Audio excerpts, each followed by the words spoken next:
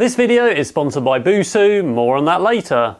This is part 2 of building a ROS robot that can hopefully do mapping and navigation. A few weeks ago I showed you Turtlebot from Robotics, who make Dynamixel servos, and that's a robot that's got a LiDAR on top, it's got wheel encoders, or more accurately Dynamixel servos for motors, and that does mapping and navigation using ROS, and it worked pretty well.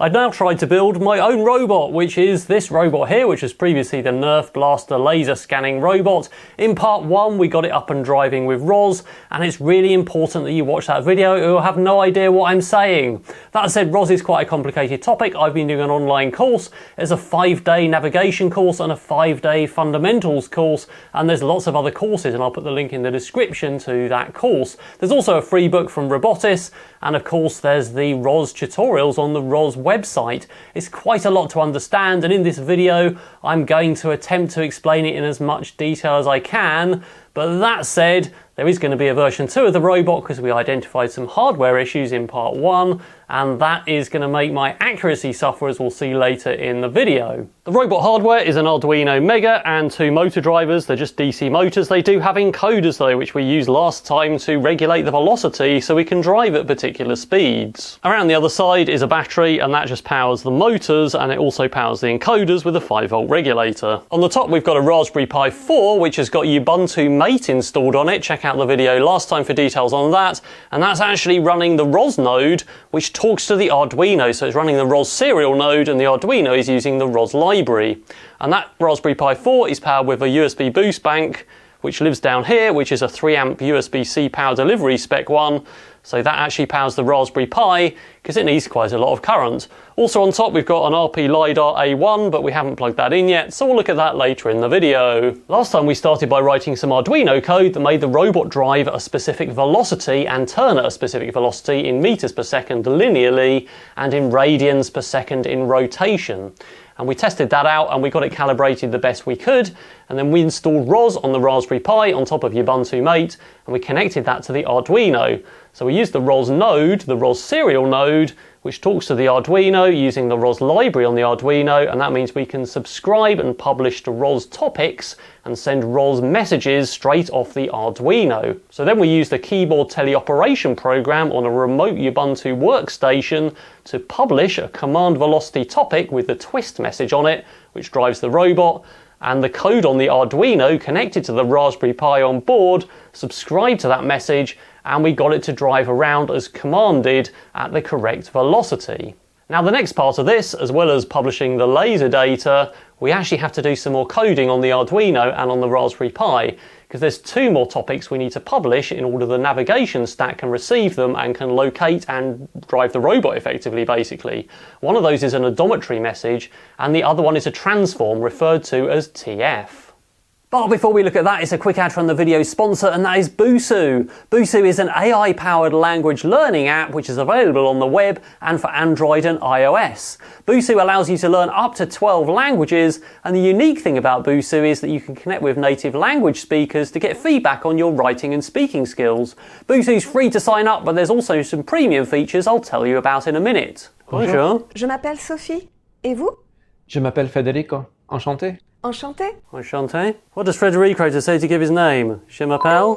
Yep. Je m'appelle Sophie. Et vous? Et vous? That's the middle one.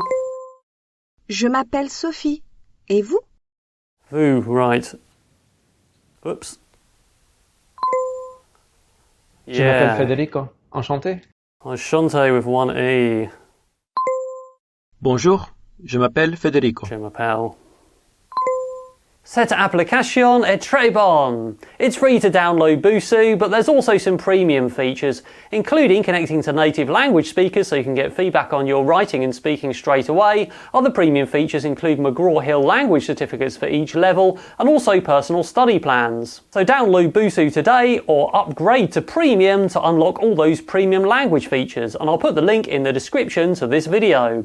Alright, let's get back to that robot. So the best way I've found of explaining TF is to look at some Arduino code, and this is one of the example pieces of code which comes with the ROS library. You'll actually find it's called ODOM and not TF, but in fact it doesn't publish an odometry message, it publishes a TF message. So we've got the normal setup here to use TF and to use the ROS library and to use time.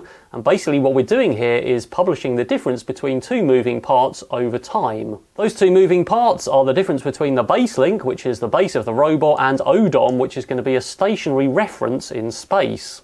So the majority of this code here is basically simulating a robot which is driving in a circle, and it's doing that by basically using some trigonometry to calculate the circle and working out the rotation in radians over time, which is theta. So here we can see our header frame is odom, which is the stationary part, and what we've got here is the child frame, which is the base link, which is the bottom of the robot, and that's going to be our moving part.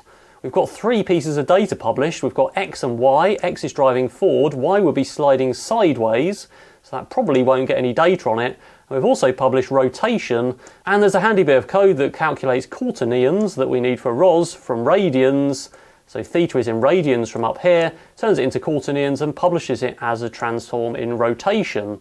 We then broadcast all of those three and send the message. I flashed that code onto the Arduino Mega, and that is connected to the Raspberry Pi via USB over a USB serial port that's created on the Raspberry Pi. That's running ROS, of course, and now we're going to run the ROS serial node on there. So we could SSH in remotely to run it, but for the sake of understanding what's running where, I'm going to run it on this terminal with a keyboard and mouse connected straight to the Raspberry Pi. And that command is ROS run, ROS serial Python, serial node Pi. So ROS run runs a serial node, ROS serial Python is the package name, and serial node Pi is the actual node, which is a Python script. So that should come up and say it's connected to dev TTY USB 0 at the correct baud rate, so that's working.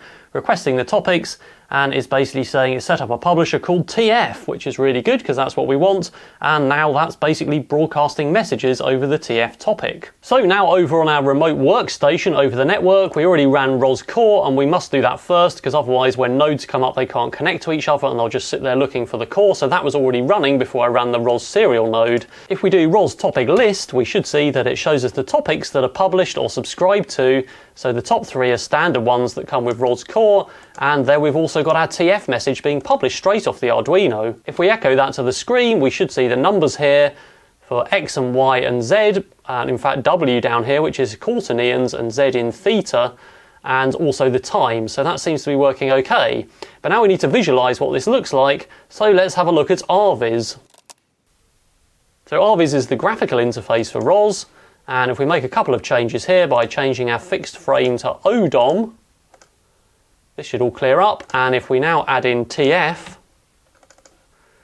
we should find that we've got a robot driving in a circle. So odom is our stationary reference, and this code to drive baselink around in a circle is being generated by the Arduino and published through the Arduino through the ROS serial node running on the Raspberry Pi. This is actually a 3D visualizer, and I can see that my robot's happily driving in a circle. TF is used to publish any joint, and that could be moving joints or it could be stationary joints. So later we'll come back and we'll publish a transform to show where the laser is mounted on the base link of the robot, which is basically 0 in X and Y and about 35 centimeters high in Z, but we'll do that by putting it in a Urdf file, which is basically a definition file for all the joints in the robot, and that will get published to TF using the joint state publisher. So for now it looks like we can publish TF off the Arduino, but we also need to publish an odometry message, and that's very similar. That shows the position and the pose of the robot, but it also shows the velocity, and that's no problem because we already know the velocity because we're calculating it on the Arduino and trying to match it, so we can easily read back the encoders and publish the actual velocity as the robot accelerates and decelerates, and that's used by the navigation stack for localization and mapping and ultimately navigating from point to point. The only issue I've found by searching the forums is I can't find any Arduino examples of someone publishing TF and publishing odometry messages off the Arduino using the ROS serial node. And it apparently seems that the odometry message is too big for the RAM of an Arduino. It's around 1000 bytes. And most of the Arduinos, the older ones at least, have less RAM than that. So it is possible we could try and do this by publishing it from a Teensy or something which has a mega RAM on it. No problem with that. With the latest Teensy 4, we should be able to publish that straight from our Arduino code over the ROS serial node running on the Raspberry Pi, but I can't find any examples. So I really wanted to follow by example and by things I know work rather than just trying to do it, and if it doesn't work I don't know what to do. So I started to look for other projects which are Arduino-driven ROS robots, and I found the Knox Robot project. And this is the ROS wiki page for the Knox Robot. In fact, fact, it doesn't look like it's supported on ROS Noetic, it's supported on Kinetic and Melodic, and we're using Melodic, so we'll click on that.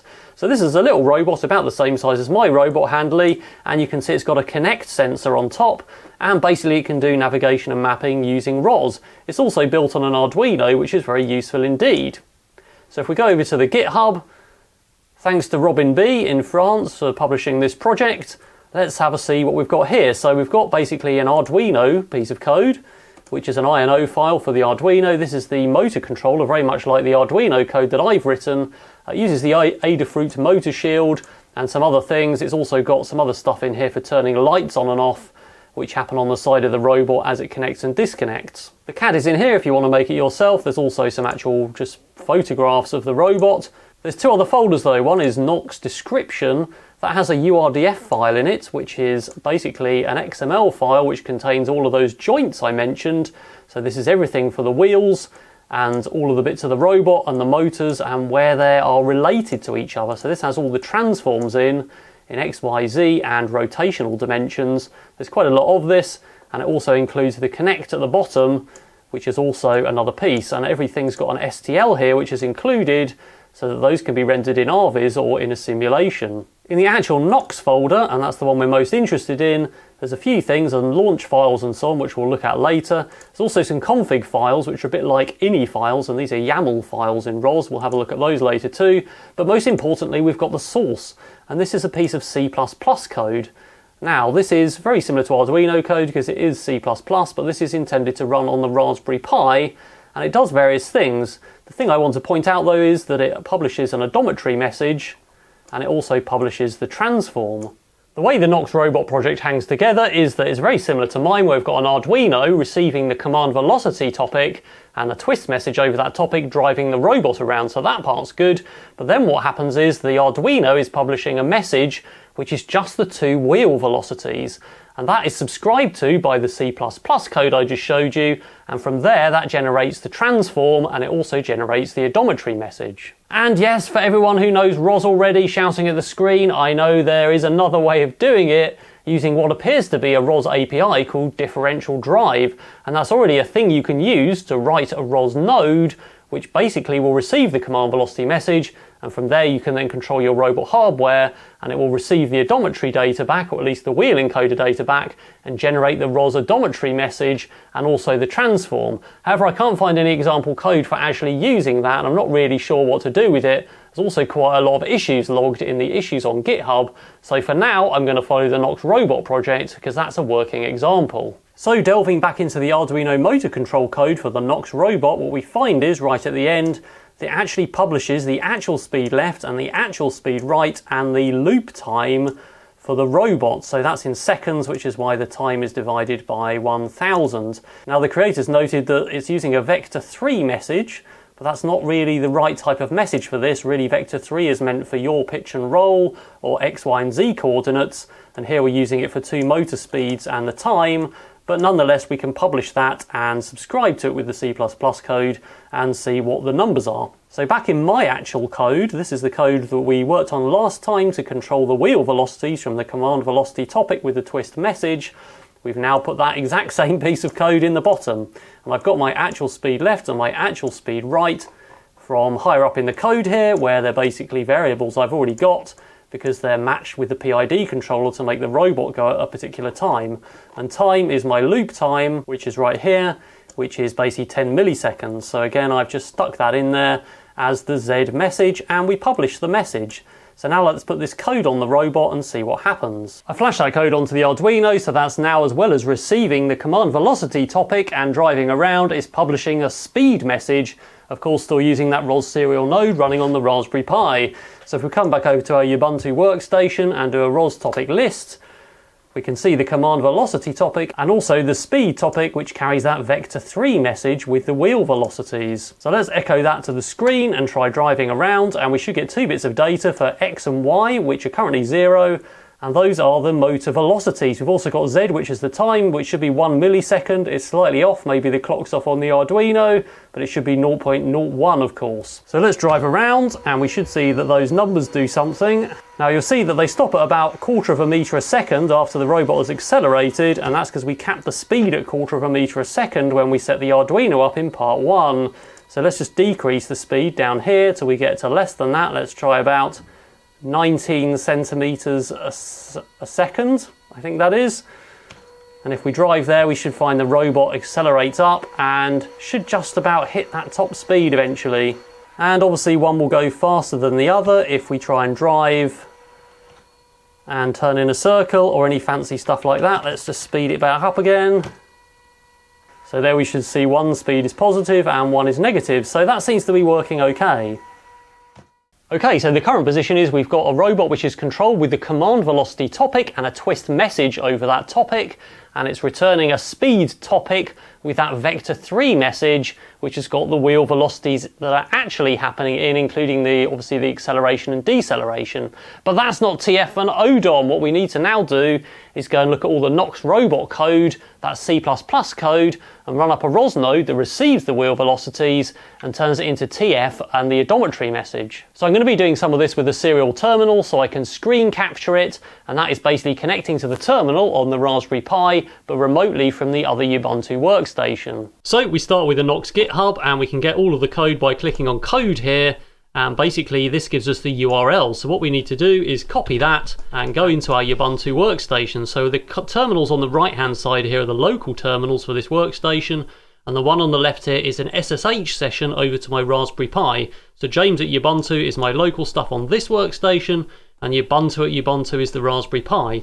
So what we need to do is a git clone, and then paste in that URL and press enter, and I won't do it because it will overwrite all my changes because I've already done it. While we're at it, we're going to do the same with the RP LiDAR. So again, we go and get the URL there and do a git clone. I've then run a very useful command called rosdep, and the specific one is on the ROS wiki page in 2.3.2, and that will install other dependent packages. So there are some dependent packages for the Knox Robot, including Gmapping and all of the SLAM stuff. If we run this command, it will install them. So if we go now and look on our Raspberry Pi in our Catkin workspace, we should have a folder called SRC, which is created by default. And in there, we should now have some folders. We've got the Knox folder, the Knox description, which are the only two we need from that repository. We've got OpenSlam Gmapping and SLAM Gmapping that were installed as dependencies. And we've also got RP LiDAR ROS. Now we need to make some changes to those before we can compile them. So we're going to start with that piece of C++ and make a few modifications for the robot, and that lives in the SRC folder within the Catkin workspace.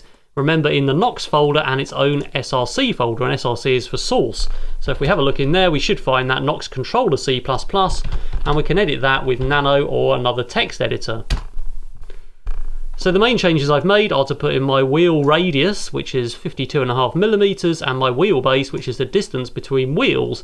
And remember, this code is going to calculate the position and the pose of the robot, as well as those transforms, just using the two wheel velocities. So knowing what the wheel diameter is, or its radius, and the distance between them so it can work out how much it's turned is actually quite critical.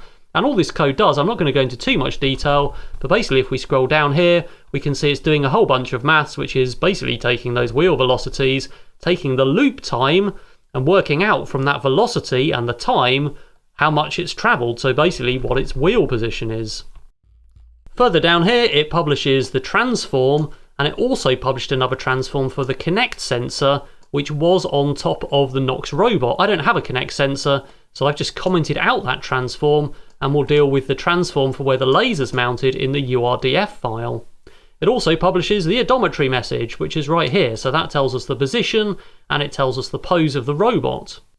Down the bottom here, we've also got some stuff about covariance, and covariance is basically if we were fusing some sensors together, like we had a compass or an inertial measurement unit on it, and we fused that with the odometry, then we could say what quality the data was. For now, we've only got the odometry, and the original creator of this commented that this is just default stuff. It only gets set when the wheel velocity is 0, so basically we could use this in the future if we have more sensors, but for now it doesn't do a lot.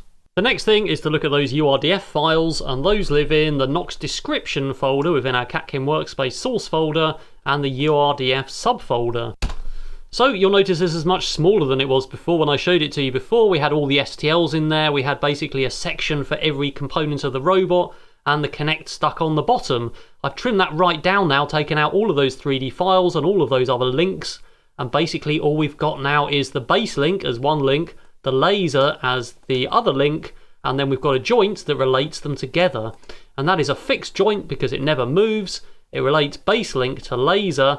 You'll notice here I've turned it around by pi radians, which I'll discuss in a moment. So that is the yaw. It's actually phasing 180 degrees backwards.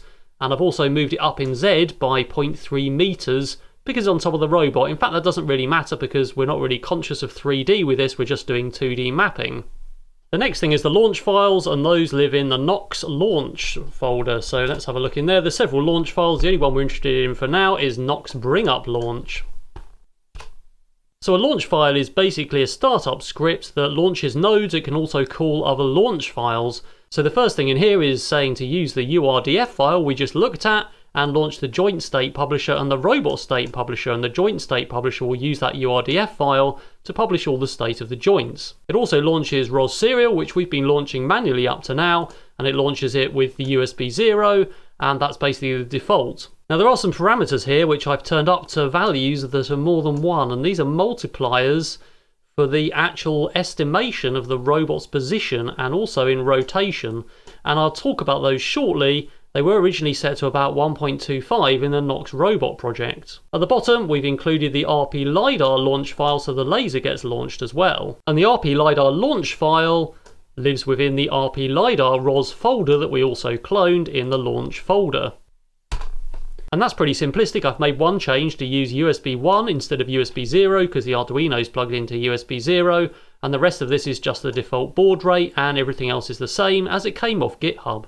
We then need to compile the code, and we can do that by going back to the Catkin workspace folder and doing a catkin make. And that should take a while. It takes longer the first time you do it. I've already done it, so it's gone straight through, and that should compile everything, and it looks like it's absolutely fine, and that's mostly owing to that ROS-dep command to install all the dependencies. We also need to source it, and that runs a setup bash file, which is basically a script that allows ROS to know there are new packages. So back to the ROS wiki on the Knox page, and we can see that to launch the robot we need to do ROS launch Knox, which is the package name, and launch that launch file that we just looked at. So there's a couple of weird things here. There's a warning for depreciated. The state publisher is depreciated. Please use ROS robot state publisher instead.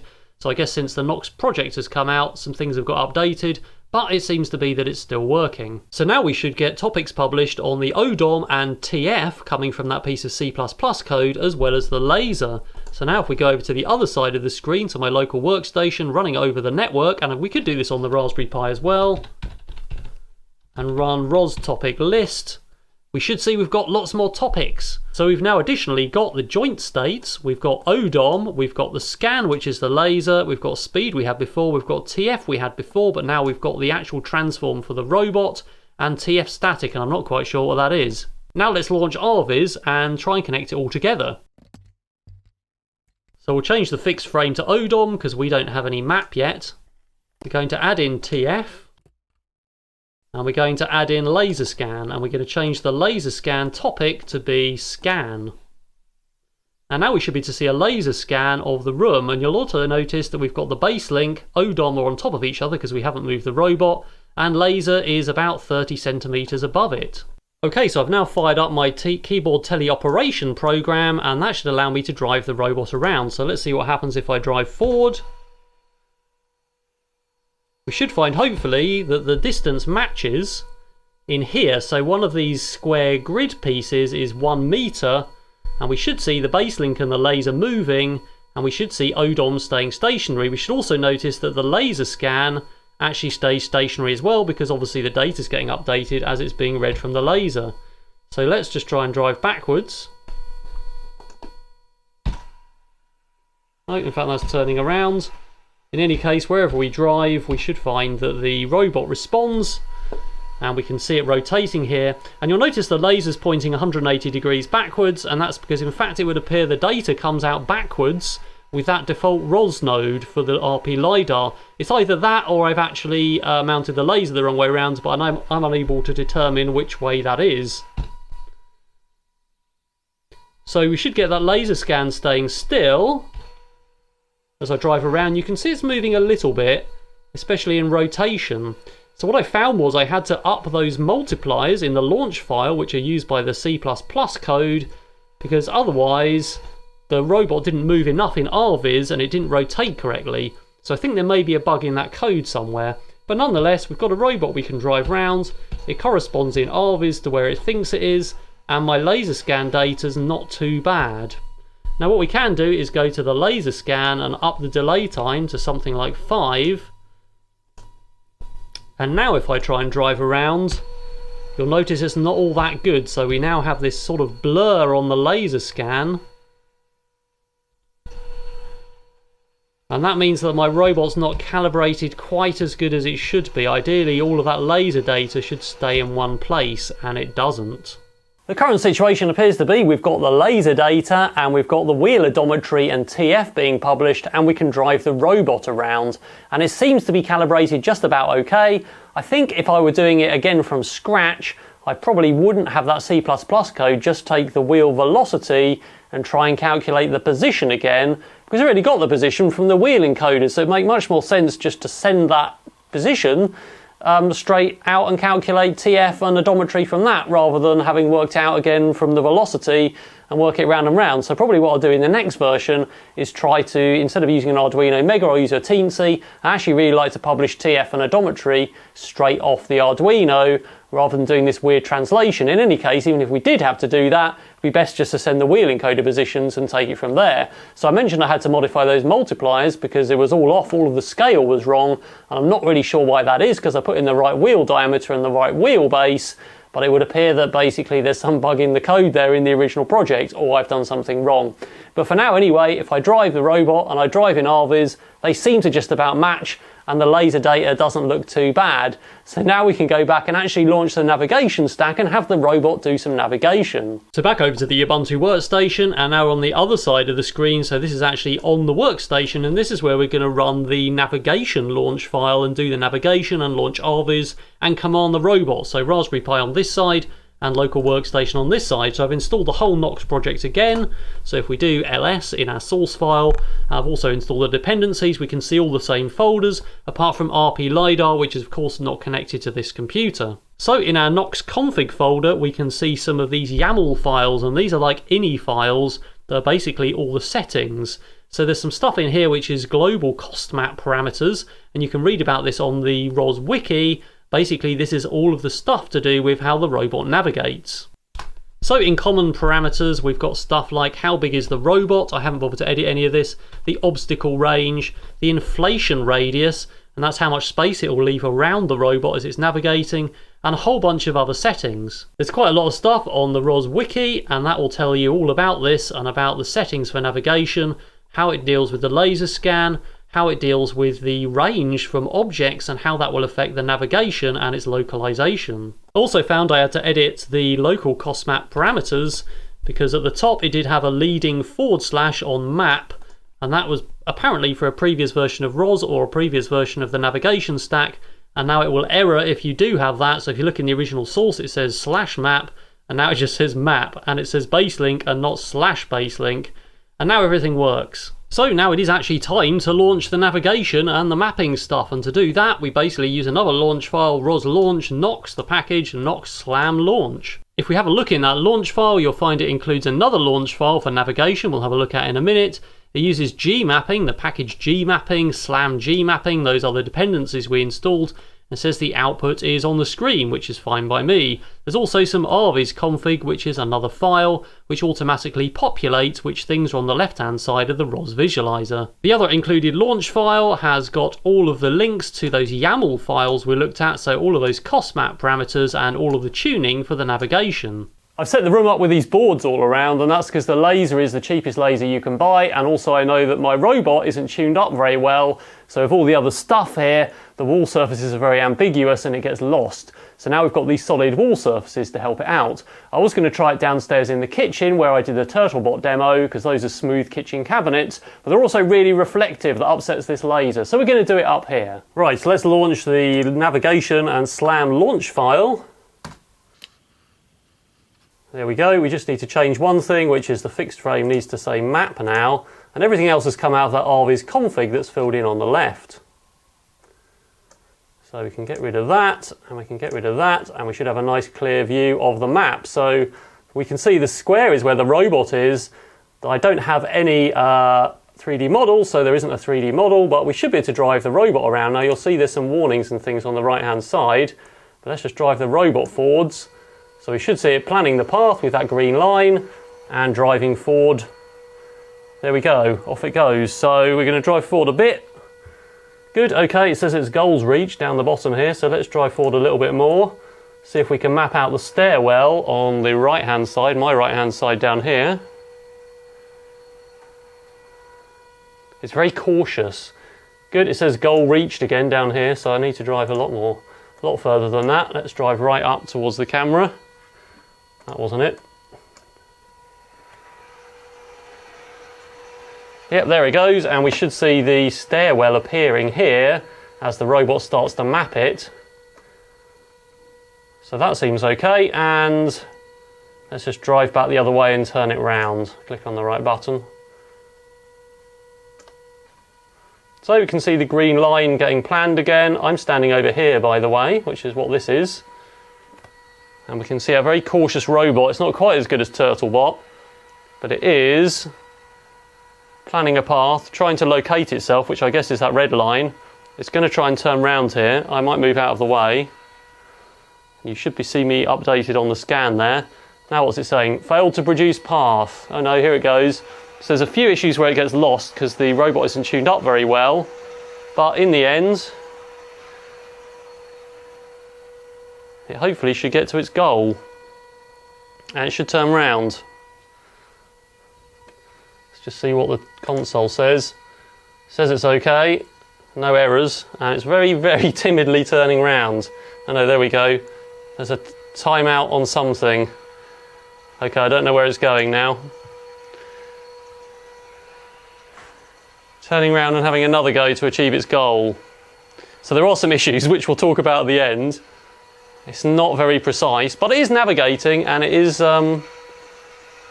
trying very hard to get to its goal very slowly.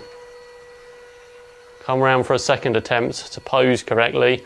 Now I probably need to tune these cost map parameters because it's probably tuned up far too accurately with too much precision in terms of achieving its goal than the robot hardware will allow.